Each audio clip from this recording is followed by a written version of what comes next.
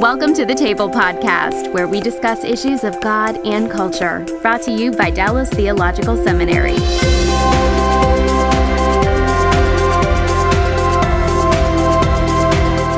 So, what kinds of topics do you cover in, say, a year of Breakaway meetings? Do they kind of jump all over the place, or is there a specific approach that you take? Does it move around from year to year, or you have something pretty standardly that you try and cover because you realize you're laying some foundations? Yeah, that's the interesting challenge is, 25% of your audience is brand new every year. Mm-hmm. So you're not necessarily building over the years. Uh-huh. Church, so what I've tried to do is within a year, I'm always trying to move between Old Testament, New, a narrative, an epistle, giving them exposure to different parts of the Bible. Mm-hmm. And then I'm always trying to work in like a topical series as well. Mm-hmm. And I feel like if I can do that, you're hitting every different area that they may have questions or issues or thoughts come up. So your Bible study is book-based with the topic mixed in every now and then? Is that what you're saying? Or is it more topically focused? Yeah, I would say, and it's probably just my preference, I'll lean towards teaching through a book. But for me, like the way Breakaway works, a school semester is only 16 weeks. Okay. You lop off holidays, you go, I've got 12 sermons. Uh-huh. So when I go into a semester, I go, okay, I got 12. That's 48 across a normal college career. Yeah. So that's 1 year of preaching. I mean, in church terms. So I go, okay, I'm not going to do every verse of Romans for 3 years. I'm just not going to. Like, I'll do the book of James in 5 weeks, or something like that. And then I'll cover some kind of topical issue, and so I try to break it up that way. What kinds of topics do you cover when you cover topics?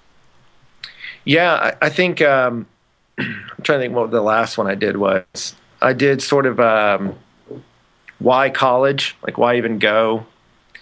Some of the big. Now that you've gotten here, I'm going to tell you, why are you sitting here?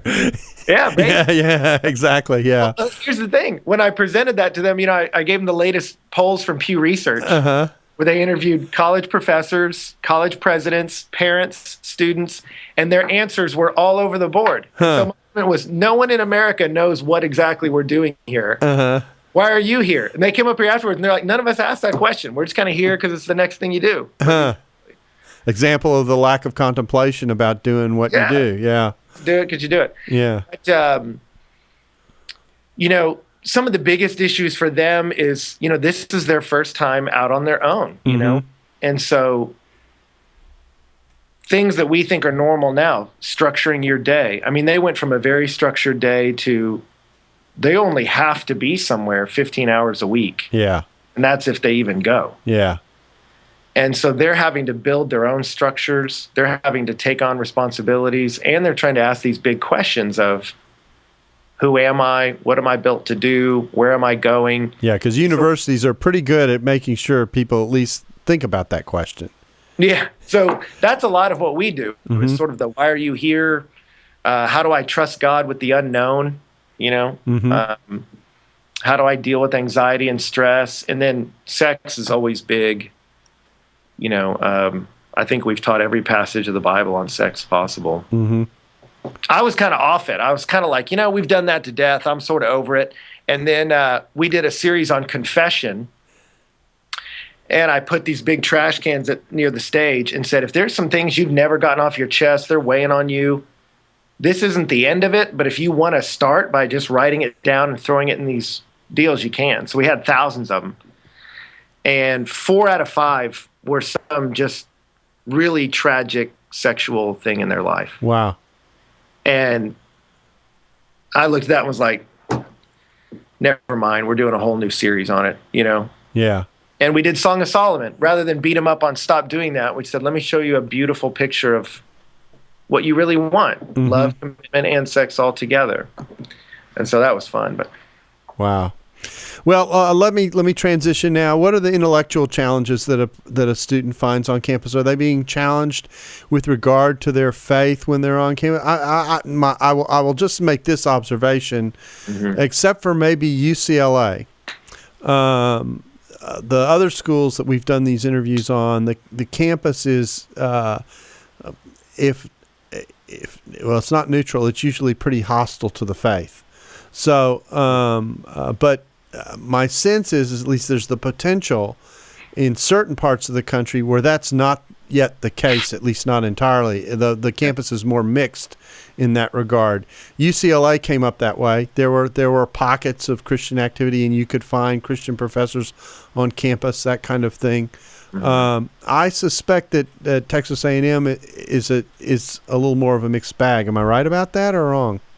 Yeah, I think so. I mean, there's any student you talk to will tell a story of a professor that was fairly hostile to Christianity, but the context as a whole,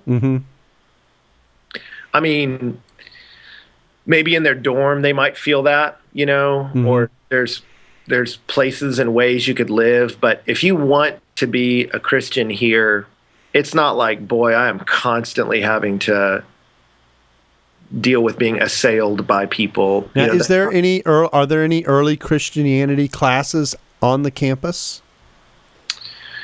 I mean, there's no Faith Buster class like there's a nickname for a class at Princeton. It's the Faith Busters class. I mean, everyone knows what it's about and what it's attempting to do. So there's not anything like that at A&M? Not really. I mean, there are a few Christianity religion classes, and they're not converting anyone to Christianity, but they're not really successfully undermining it for a lot of people either. I would say, at A&M, you don't get as many philosophy majors at A&M. A&M is Plato and Socrates are not roaming around your campus. Really. And again, that's not a knock on their intellect. It's more A&M is cranking out engineers. Right. So, who was it? The Wall Street Journal put out their deal where A&M students are some of the top recruits in the country by Fortune 500 companies. People love Aggies because they work hard. This is a work hard culture. I'm not having to kick kids to get them volunteering. If anything, you got students that have joined 40 organizations and are trying to figure out how to balance it. Like these are stallions running at 100 miles an hour. They're not donkeys you got to kick to move, But with that, it's an unreflected upon running, and a lot of them, what it can become is just, I'm here to get a business degree, get an engineering degree, get a law degree to go make that money, And so they're not really contemplating the philosophical underpinnings of that. They have a school system that's telling them, here's how to get hired, here's how to get a job, here's how to make money, we'll set you up to do that. And it's just full speed towards as much as I can, And so that's what I run into, So the intellectual challenge is not as great as just the social, how can I say it, the wave of just pursuing life overwhelming people spiritually. Is that what you're saying? Yeah, and it's sort of like, I don't know that there's any professor telling them, students, I want you to unashamedly chase money. It will solve all your problems. It is fantastic. And just extol the virtues of money. They're not being encouraged to contemplate their worldview that way.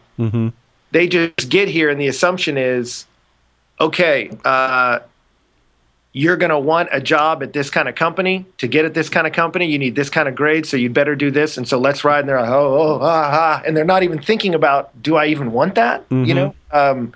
It's more just being caught up in the rush. And, so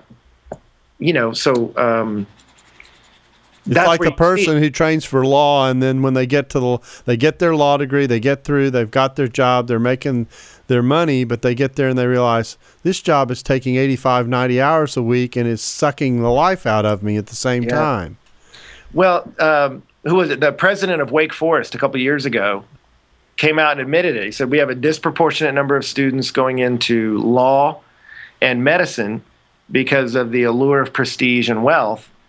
And he said, what we're getting back now is higher and higher reports of job dissatisfaction because they didn't go in thinking, what am I gifted at, passionate at, and able to do well for the sake of the world? It was just, what will make me a success? And without even a real reflected upon definition of what success is. And you're being told success is money and a job that looks successful. Oh, okay.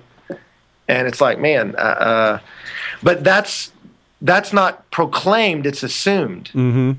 So as a minister, you have to say, here's the assumption we're operating off of. And you have to name it. You have to name the spirit, you know? Yeah. And then cast it out, you know? Yeah.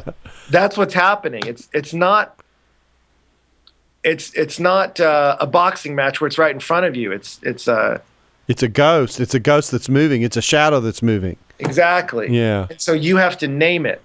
This is what the culture's teaching you. Does everyone agree that? Does everyone see that? Okay, let me analyze that and see if that makes sense at all. That's the idea. Interesting. Well, let me shift to the kind of the last level of questions that I want to ask you, and that is, you know, part of what we're doing with these is they're on the net, they're available to churches, they're available to youth ministers, and we really have in mind here two audiences: parents on the one end and high school kids on the other. You know, those who are, you know, on the edge of who will be in Breakaway in, you know, next year or 4 or 5 years from now. So I've got kind of three audiences here. One is the church leaders, the other are the kids, and the third are the parents. I'm not sure what order to take them in, but what advice would you give to those three groups? Let me ask you this question. This is a better way to ask it. What do you find youth leaders are not doing that you wish they would do that would help the students you work with be in a better place when they get to Texas A&M? Yeah, it's a great question. I would say,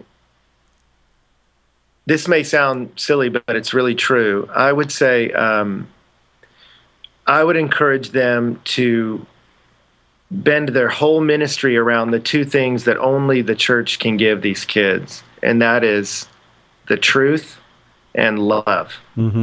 Everything else they can get in the culture better.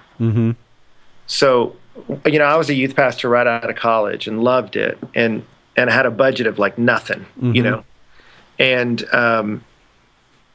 when we started the youth ministry, I started the event that was kind of the gathering event, play games, loud music, you know, fun, the big thing. And then for me, I had a passion to just teach small groups with the Bible. And literally, we just studied the person of Jesus. And I'll never forget, man, sitting in there, and there was this student looked at me and he said, I can't believe we're doing this. And I said, doing what? And he was like, reading the Bible. I'm like, what else do you do at a Bible study? And he was like, I don't know. I've just never really done this. And these students were blown away by this small group Bible study that was really teaching them the Bible.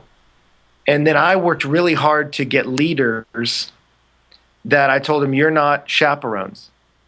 You're here to love these kids and walk with them through college and teach them the truth, or through high school. And our like shock and awe, good times events stayed about this level, and we love you, ask about your day, and then really teach you a book of the Bible. We just kept outgrowing venues. And we realized they can get entertained better by everything else, but what they can't get is someone to honestly care about them.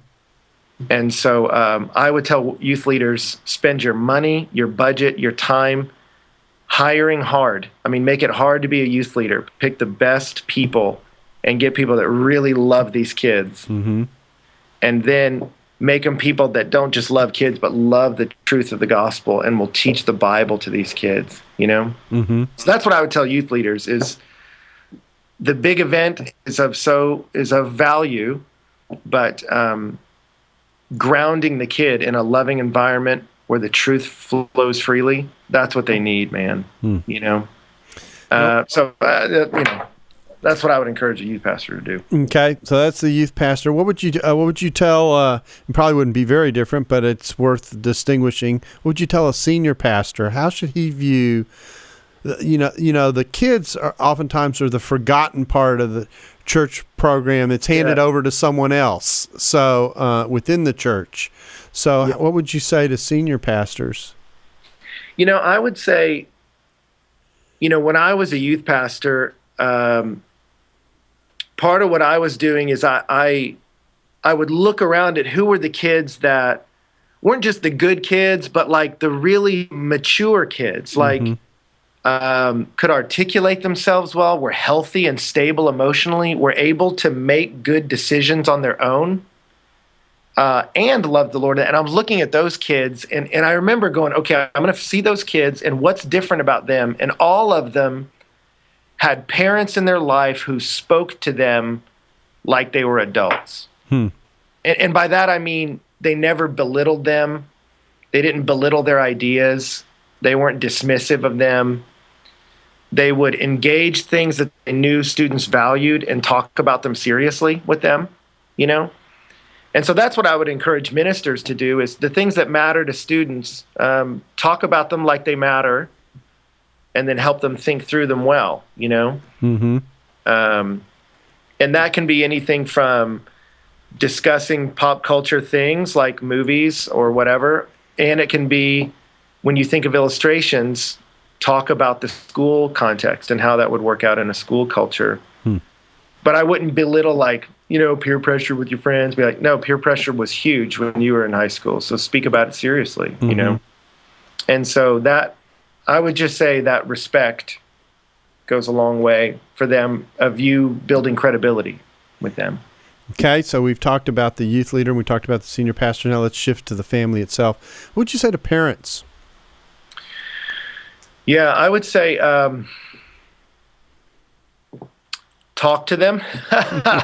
Talk to your children, and I would say how you talk to them is important too, isn't it? Well, yeah, because what I would encourage them to do is help their child learn how to think things through. This generation of students, particularly, I was kind of off of it because I thought it was a little overstated. But then it's amazing now, you watch companies that recruit college students have parents' days now, because so many parents were trying to negotiate their kids' salaries. Their parents. Yeah. Coming to negotiate their salary. Yeah. And then I started getting letters periodically from parents if their kid wasn't accepted as a volunteer. I would get a letter from their parents. I'm like, your kid's in college. Like, your kid's deep into college. Like, I don't know why I'm getting a letter from you. Yeah.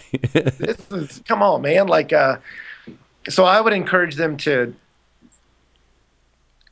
think with their students. Let their young people articulate what's going on in life. Think with them. Help them process information and come up with decisions, because that's what's going to happen in college. Now, am I hearing an undercurrent too that says don't try and manage your kid's life so much that you incapacitate their ability to function on their own? Am I hearing that too? Yeah. So absolutely. There was a movie, Hannah, that came out a few years ago. Did you see that one? No, I didn't. It's not a particularly amazing movie, but it was Eric Bana. And, I've got two little girls, and it starts with him raising his daughter, and they're out in like the wilderness. It starts with her like killing an elk and gutting it, and him teaching her hand-to-hand combat, but they're out in the middle of the woods. There's no boys. And I was telling my wife, I was like, I like where this movie's going. I mean, this girl, he's got her educated, and he's got her away from all the crazies. But when the movie develops, they have to move into society, into the world that he fears the most, with all the social pressures. And what you find is she's got her ninja skills and can shoot a gun, but she has no preparation of how to handle society and make decisions. And so he's helped her in no way reason out people are saying, the philosophy behind it. Hasn't helped her learn how to live life. No. Yeah. And so that's what I would say, encourage wisdom, to not just present to them data, but really help them assess and analyze wisdom. Mm-hmm. And so that's... I find that one of the things that happens, at least with a segment of kids, is that their parents have managed their lives so much and in every detail that when the child gets to college and has to make choices, one of two things happens. Either they're incapacitated, they don't know how to do it. Yeah. Or they go wild. You know, all of a sudden I have this freedom I never had before, and I am grabbing it with gusto. Yeah. Because I was never given that kind of space when I was growing up. And so the management of the child, you know, which oftentimes is very well intentioned from the parent. I mean, totally. You know, I mean, you know, we love our kids. We want to protect them. We want to make good decisions. Has actually been done in such a way that when the child hits college and has to manage their life on their own, they haven't been given the skills to be able to do it. Yeah. Well, and then I would say that I have two thoughts that brought up, but you know, one, I would say to parents, just the encouragement of that Jesus is stronger than the culture. You know, I think as a new dad now, I definitely know that fear of my girls being out there in the world, and I was thinking about it this morning, just praying over that, and the parent with the kid that's, you know, demonized, that's throwing itself into fire and whatever, you know, his dad is terrorized. Oh my gosh, my son's being thrown into the fire and whatever. And so he comes to Jesus and goes, if you can, do something. And Jesus answers, if I can, really? Yeah. Like, but this parent is so scared of these forces being enacted on his kid. Jesus is maybe able to do something. You know, he's completely misunderstood the power he's dealing with. So have the confidence to trust God is what you're saying. Yeah. And teach them the same thing. Yeah, the college can be a scary place, but Jesus is stronger than the culture. And then the other thing I would say maybe to ministers, pastors, is to not underestimate the devastation of fatherlessness. I think it is... divorce has become common or normal. And so we've gone, well, it's normal, but its normalcy hasn't made it any less devastating to a child's confidence. So the shrapnel's everywhere. Yeah. And so I found with a lot of students, we're having to help socialize them because, you know, they've not learned good social skill. A lot of them, if they've spent all their time on video games, interpersonal skills can be lacking. And then some of them, they've just lacked good mentorship, even in life, and need to know they're loved and cared for and valued. And so I would say to keep that in mind, you know. Well, now we're down to the kid himself or herself, who's a junior, senior in high school. What would you say to them as they are, you know, really starting to think about college? And I'm, you know, 2 years away from being on my own, and man, is it going to be great? Yeah. I would say you're going to be like who you run with. So have friends of all different stripes, but make your core group people that are chasing after the Lord, because they're going to shape what kind of person you are. I found with students, they have been raised in all different contexts and have read all different books, but if you've put yourself in a social sphere that's good or bad, you're going to be shaped by it, whatever it is. And so I would say, you know, choose your core group wisely. Be friends with everybody, but be wise about the core, you know? That would be probably my biggest encouragement. You want people that are going to speak to you the truth of God, build you up. That's where you're going to find strength, you know? yeah, that would be my encouragement. Well, Ben, I really do appreciate you taking the time to be with us and to walk us through your ministry and what's been going on. And it's fun to talk to you because having seen firsthand what you're doing. And what the Lord is doing through you is exciting, and it's encouraging to see someone coming alongside people whose lives are being formed and their life choices are being made, and you're trying the best you can to encourage them in a good and virtuous direction that is connected to the Lord, and that's enjoyable. And so to get the time to interact with you and get your sense of kind of where things are on the campus is really helpful. Now, this is the last question is a standard journalistic question that I get asked all the time when I'm interviewed. Is there anything that we haven't said or that we haven't covered that we should have that you'd like to bring into the mix here? Oh gosh, I don't know. I mean, that's always the way I answer it. It is an enormous privilege to work with this generation, to intersect with students at this age. It's such an exciting. They're a crazy, incongruous mix of adult and child. Mm-hmm. We joke about there's no other time in life where you can literally study physics in the morning and then go racing down a slip and slide after lunch. Who does that? Yeah, college students do that, and it's such an amazing, strange, wonderful time to intersect with them, and we're grateful to do it. So I would tell people, pray for the college campus. Sometimes it can feel really separated from the rest of the world. Mm-hmm.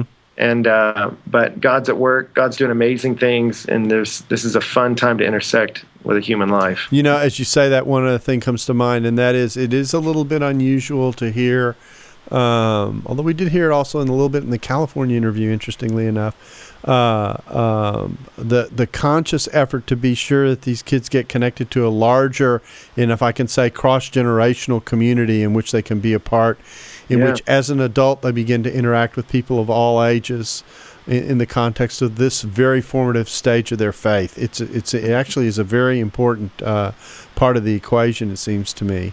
Yeah. So that seems commendable, and hopefully other people will see the value in perhaps, we tend to think of there's parachurch ministries and then there's the local church ministries, and what God has put asunder, let no ministry put together. Yeah, right. And I think that what you're modeling and what you're talking about here is a wedding of the parachurch and the church in such a way that they actually mutually encourage the students to be connected in the various contexts in which they have to live. Yeah, and that's commendable. So I appreciate that very much. We've seen it. When I first got here, we did a lunch with ministers, and we had like 3 come. And it was awesome. Mm-hmm. And we did one this fall, and there were 70 of us. And we pray together. We're friends. I brought them on stage. They come to Breakaway. And, Jesus said it when they will believe the Father has sent me. Let them be one as we're one, so that they'll know that the Father sent me. Like, the gospel's legitimized in the community when people see us get along. Mm-hmm. So for me as a parachurch leader, I do think there should be missionaries on the campus, somebody who's coming in because the campus has its own culture. But I think we fail as parachurches if we're not connecting them back to churches, because that's where they'll go the rest of their life. Mm-hmm. And so I don't know any parachurch that would say, we don't value the local church.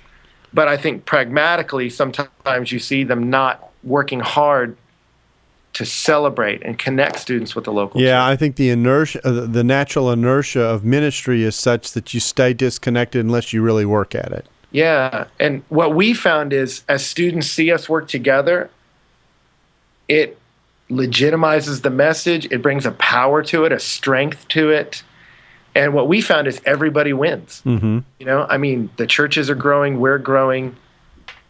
There's a way to do it where everybody wins, and it's by championing each other, Well, again, thank you again for taking this time, and I'm sure our paths will cross in the future. And all the best to you there at A&M as you proceed through the year. And we just really do appreciate you taking the time to be with us on the table. Well, thanks, Dr. Bock. I love it. Grateful for you. And if I don't see you soon, I keep these all by my desk. It's a frightening thought. Yeah. Anyway, I appreciate you, man. I'm losing sleep just looking at that stack.